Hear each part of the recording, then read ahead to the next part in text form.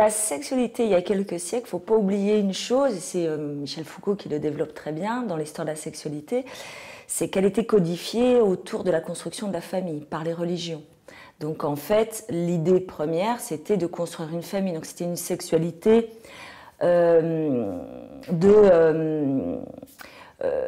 pour se reproduire, une sexualité de reproduction.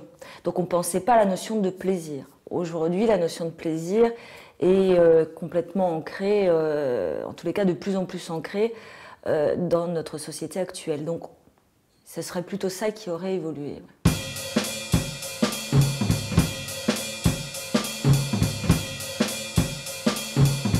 La sexualité a bougé à travers les médias, à travers l'accès, l'hyper-accessibilité via Internet, les réseaux sociaux, etc. Donc la sexualité a bougé parce qu'on est dans une hyper-sexualité, ou en tous les cas, où on est toujours baigné dans cette possibilité-là d'accéder à un plaisir immédiat. L'accès à la pornographie, à la masturbation peut se faire très rapidement. Donc ça, c'est un constat qu'on fait, c'est qu'à l'inverse, avant c'était trop codifié avec beaucoup d'interdits, et aujourd'hui il y a cette espèce de lâcher-prise, et qu'il n'y a pas de discours accompagnant intermédiaire pour aider les gens à s'équilibrer par rapport à leur intimité. Donc je dirais qu'il y a plutôt une hypersexualité aujourd'hui.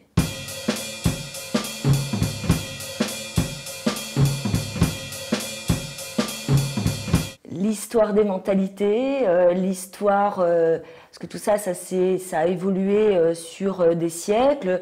Le fait que les religions ont arrêté, on va dire, entre guillemets, arrêter, même si l'inconscient collectif est marqué par notre histoire des religions, mais malgré tout, l'idée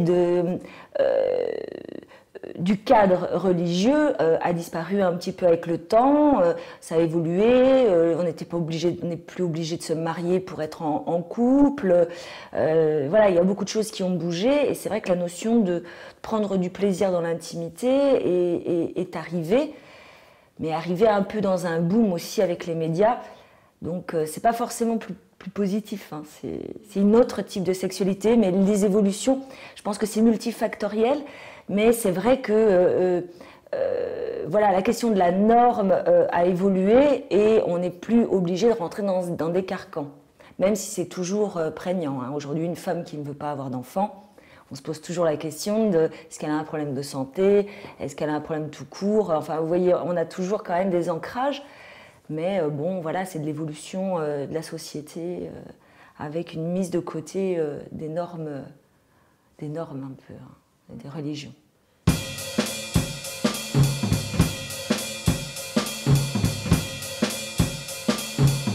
Moi, je pense que la complexité humaine, nous sommes des êtres de plaisir. La complexité humaine, tout ce qui va convoquer notre désir, etc., peut être variable selon les gens, et les déviances en font partie, et je pense que ça fait partie intégrante de la nature humaine. Peut-être était-elle plus canalisée, je dis bien peut-être était-elle plus canalisée dans les époques où la structure normative était plus ferme, quoique plus cachée aussi, plus enfouie aussi, moins nommée. Donc je peux pas dire voilà, le principe de l'évolution. Par contre, une certitude, c'est que l'être humain a cette complexité-là.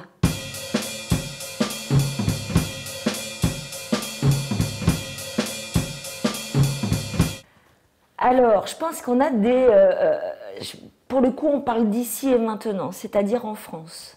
Je pense qu'en France, on est encore très ancré dans les traditions. C'est-à-dire que les traditions en France font partie de notre histoire et on a ces ancrages. C'est-à-dire que même si je ne suis pas catholique, enfin je prends cette... même si je ne suis pas catholique, je suis de culture catholique.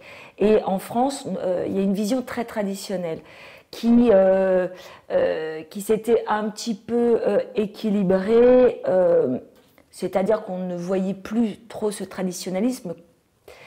Et quand il y a eu le mariage pour tous, on a pu constater ce relent C'est-à-dire ce retour à des groupes, donc quand même à un groupe dans notre société qui renvoyait ce rejet. Donc on voit bien toujours la complexité, en tous les cas dans notre pays traditionnel, la complexité encore de l'intégration, en tous les cas de l'acceptation et de la reconnaissance de l'homosexualité. Ça reste toujours un peu ambiant, où on voit un petit peu que ça... Voilà, c'est ce qu'on appelle l'inconscient collectif, c'est-à-dire que ça vient déranger des choses bien plus profondes. Donc on a pu l'observer, ce relent, dans le mariage pour tous, et on l'observe aussi depuis des années sur, par exemple, les débats sur la question de l'assistance sexuelle, par exemple, où à chaque fois, il y a des débats, ça monte, mais ça redescend tout de suite parce que en France, on n'arrive pas à poser le débat jusqu'au bout, hein, avec une vraie décision. C'est toujours pareil, c'est pas pour ou contre, c'est d'aller jusqu'au bout d'une réflexion. Et c'est vrai qu'en France, on a toujours du mal parce qu'on est plus traditionnel. Pour prendre pour exemple nos voisins belges, ils sont beaucoup plus, ils ont une vision beaucoup plus moderne, si je puis dire, de ces questions-là. Une réaction? Un témoignage? Commentez ce reportage sur dijonsanté.fr.